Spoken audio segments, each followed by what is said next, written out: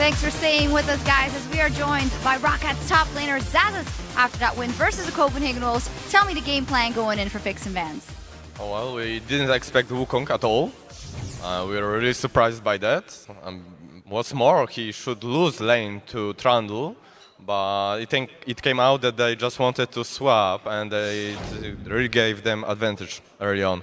So how did the matchup, eventually play out? You said you weren't expecting the Wukong. It's the first time we've seen him in the top lane. Do you think it was a smart pick in the current meta? No. He had advantage, but he didn't do anything with that. And although I was like 40 creeps behind, I just 1 versus 1 and could push him under the turret, so it was fine.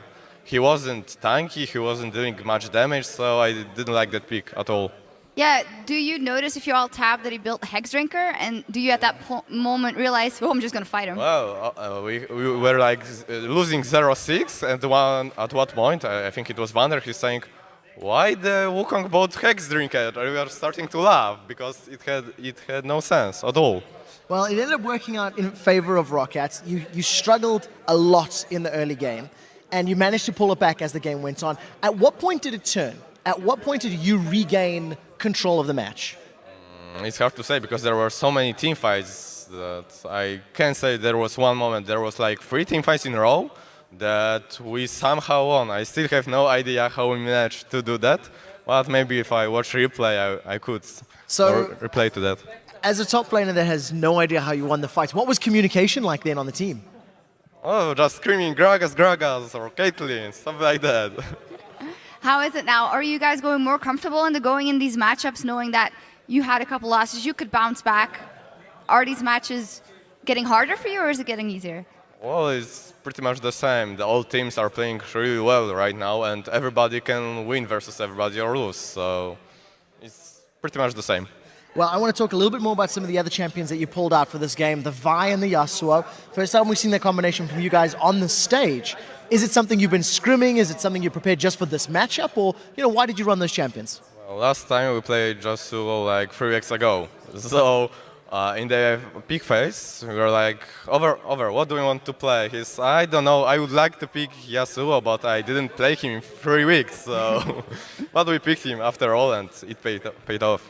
That's quite lucky. It doesn't always work out that way. Let's step back from the games for a little bit. We just seen the feature on ROCCAT yesterday where we've seen the gaming house, and they've introduced Veggie now as your coach, and he's actually played on old KMT, Nexus, blah, blah, blah. Talk to me a little bit about the new setup, the house and having Veggie. Oh, we don't have our gaming house yet. We should move there next week, so we can train ever harder. And Veggie is really helpful. I don't think so. We would be on the first place with Gambit right now if there wasn't Veggie. So how does he help you when it comes to picks and bans? What kind of team are you? Are you a team that just builds your own comp and doesn't look at the other team, or do you strategize against a team specifically? Most often we just prepare bans, all of them. And pick phase, we often, we are thinking about picks while we are picking, because sometimes you can just predict what will come up. Like today, there's Wukong, and we had no idea about it, so you can't prepare for pick phase. Well, I think ROCCAT as a team do very well. You guys all have multiple champions that you do perform exceptionally with. How has it been now transitioning, playing on the LCS? You've been now 5 weeks, 6 weeks on the stage and getting used to it. There's a lot of hype around ROCCAT. How does it feel? What's the mood like within the team? Well, it feels great. I don't know what to say, just it feels great. I didn't expect that we'll do so good. If I had to bet on our team before the LCS, I would give like 4th, maybe 5th place. Wow, well, you guys overreaching. I've got one more question about this now. How do you set your sights? How do you now stay focused as a team? If I remember correctly, you actually said in the feature yesterday, we have nothing to be proud of because it's just the split. MYM started strong and did poorly. So how do you as a player and ROCCAT as a team set your targets? Well, now we aim for the top. Every team should do that.